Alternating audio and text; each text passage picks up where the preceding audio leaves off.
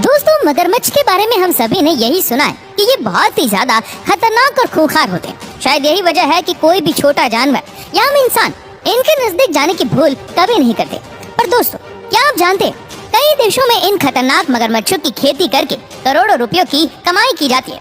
आपकी जानकारी के लिए बता दें कि थाईलैंड में 1000 से ज्यादा क्रोकोडाइल फार्म है, जिसमें 12 लाख से ज्यादा मगरमच्छ रहते हैं। चलिए दोस्तों, मगरमच्छ की खेती के बारे में जानने से पहले मगरमच्छ की कुछ मुख्य बातें जान लेते हैं। मजबूत जबड़े और उबड़ खाबड़ शरीर वाला यह जानवर इतना फुर्तीला होता है कि पल भर में ही शिकार को खत्म कर सकता है। मगरमच्छ दिखने में बहुत खूंखार और डरावना लगता है। शायद यही वजह है कि इसके पास जल्दी कोई जाता नहीं। आपको ये तो पता होगा कि एक मगरमच्छ पानी और जमीन दोनों जगह पर खुद को जिंदा रख सकता है। दोस्तों, आपने तो सुना ही होगा कि जितना भारी जानवर उतना ही कम उसकी स्पीड। लेकिन आप जानकर हैरान हो जाएंगे कि एक आम मगरमच्छ 30 से 35 किलोमीटर प्रति घंटे की रफ्तार से दौड़ने में सक्षम होते।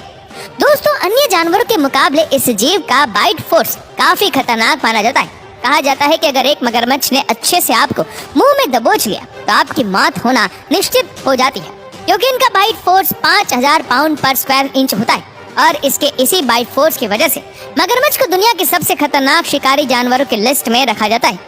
आपको बता दें कि एक मगरमच्छ 100 सालों तक जिंदा रह सकता है, लेकिन मोस्टली ऐसा नहीं होता, क्योंकि अधिकतर मगरमच्छ बिन मौत ही मार दिए जाते हैं। चलिए अब क्रोकोडाइल फार्मिंग यानी कि मगरमच्छ की खेती के बारे में जानते हैं।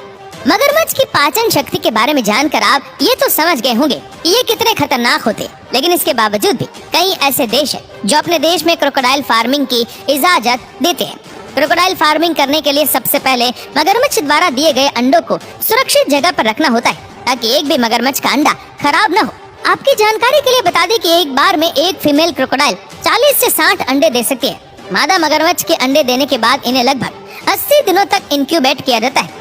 इंक्यूबेट एक ऐसा प्रोसेस है जिसमें जानवरों के अंडों को जल्दी विकसित किया जाता है, ताकि अंडों में मौजूद बच्चे अपने आप ही अंडों से बाहर आ जाएं। अंडों से बाहर निकलने के बाद इन सभी छोटे मगरमच्छों को पानी में डाल दिया जाता है। वीडियो में आप इनकी तादाद देखकर अंदाजा लगा सकते हैं कि कितने बड़े लेवल पर इनकी खेती की जाती है।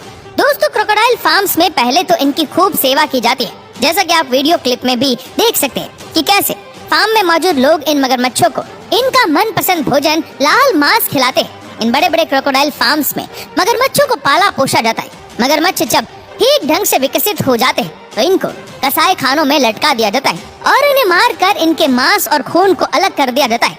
मगरमच्छ के जरूरी अंगों के हिसाब से इसके मीट को पैक करके मार्केट में रवाना कर दिया जाता है।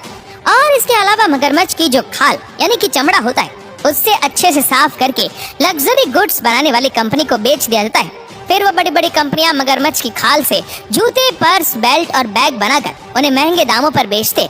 आप सुनकर चौंक जाएंगे कि क्रोकोडाइल की खाल से बने प्रोडक्ट्स जैसे हैंडबैग और जैकेट्स बहुत ही ऊंचे दामों पर पूरी दुनिया में बिकते हैं। पूरी दुनिया में इसकी स्किन से बने प्रोडक्ट्स काफी डिमांड है।